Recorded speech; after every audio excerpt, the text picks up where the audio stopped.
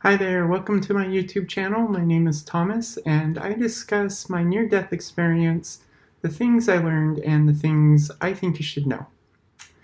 So today I was inspired by my angel Sarah, who is my unseen partner in my YouTube channel, to discuss what it means to be infinite, and that we are indeed infinite and immortal beings.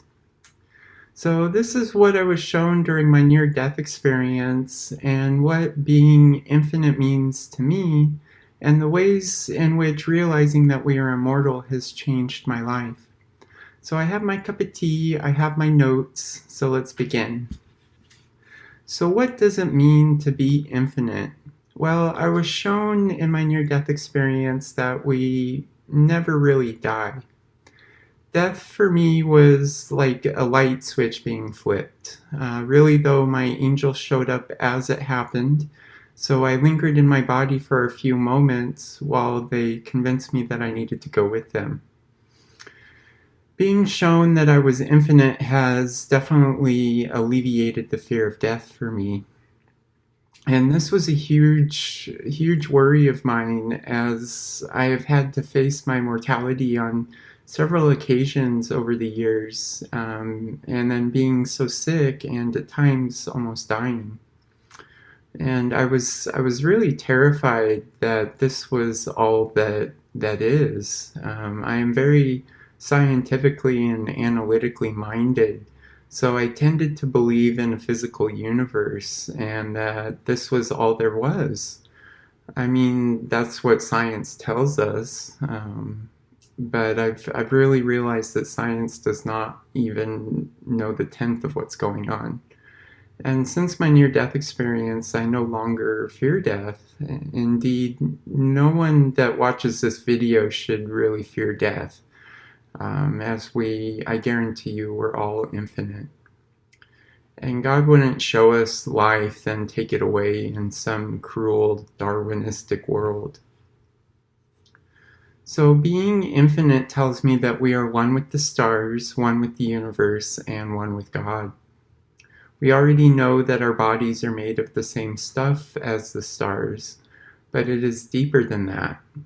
We are one with all that is or ever was. In that way, we are God and cannot escape our infinite nature.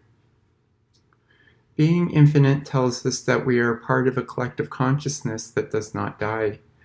Because we are part of the universe, we are part of each other.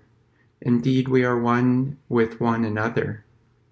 This should come as no surprise to those that meditate, because meditation helps us set aside the ego and to see the big picture, that we are all one. If we do not die, where do we come from? Again, we come from the stars and all that is, but we are connected to the first man, Adam, and the first woman, Eve. Really, though, we come from God and cannot be separated from God. God is in us all, and in that sense, we are also infinite. Because we are infinite, life is not something that we do once and then go to heaven for all of eternity. Where would the checks and balances be in a system like that? How could a being learn and better themselves in a system like that? Because we are infinite, life is something that we get to do time and time again as we learn to become perfect, to become godlike. This is one way that we return to God, by becoming godlike through an endless process of life and death. Heaven is a place for a weary soul to rest, but all souls crave life. For me, heaven seemed kind of boring, and I realized life is where it is at. I myself begged to come back here, despite all the pain and challenges I deal with on a daily basis. I wanted a chance to share what I'd seen, to further my relationship with Sarah by working with her to help humanity, and because I didn't want my mom to deal with me dying like I was going to. While I feel like I could use a break from life and heaven might be appealing for a while, heaven to me would be spending an eternity with Sarah, traveling the universe like we did during my near-death experience. I sought to end the process of reincarnation for myself, but I was told that I'd gained the right to stay in heaven, to go on to some other existence, or to come back to this life, which is obviously what I chose. Because we are infinite, I saw that there is no point to judging others because we all end up in the same place and we're all on a journey back to God. Sometimes the way back to God is through hell, so we shouldn't judge sinners or those that do us wrong. In doing that, learning that we are infinite, immortal beings helps us to relate to those around us. Being infinite tells us about our families as well. There are people that are dear to us that we incarnate with time and time again. Some come to open the way for us. Others come come with us to make sure that we are okay, like our parents. Some we come to help and protect. Those might be our siblings, nieces, or nephews.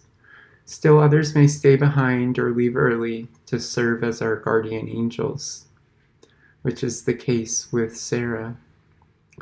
I also saw that life is not something that is there to punish us. I was shown that we all agree to all that we experience during our incarnations. Illness or suffering is not karma working itself out, at least not in the negative sense. Illness and suffering is a way in which we are given the opportunity to gain understanding or to gain enlightenment. It is there because of its silver linings, not just because of the suffering, though. Through the suffering, we have an opportunity to gain enlightenment. Looking at illness, pain, depression, and other forms of suffering through a lens of immortality shows us that indeed challenges are there as a blessing of opportunity to gain enlightenment, not as a form of punishment. Indeed, when we realize that we are infinite, we learn that God does not punish. Man does an efficient job punishing himself. In conclusion, I would like you to know that I truly believe that we are infinite. My near-death experience was more real than real, is the best way that I can put it. And because it was more real than this reality, I believe it is the other side where true life exists and where we are infinite, immortal beings. It makes sense that we wouldn't die and that there is more to this life. The veil between this reality and the next is so thin, and yet we do not see it unless we step back and look at the big picture. If you spend enough time in meditation, you will have transformative awakening moments and out-of-body experiences for yourself. I know this because I've had experiences like my near-death experience during meditation, though nothing is like a near-death experience, except maybe death itself. So thank you for watching and subscribing. Please leave me a comment and let me know how you came across my channel. I would like to remind you that you are the reason that I came back from my near-death experience to share what I was shown. So thank you for the gift of you.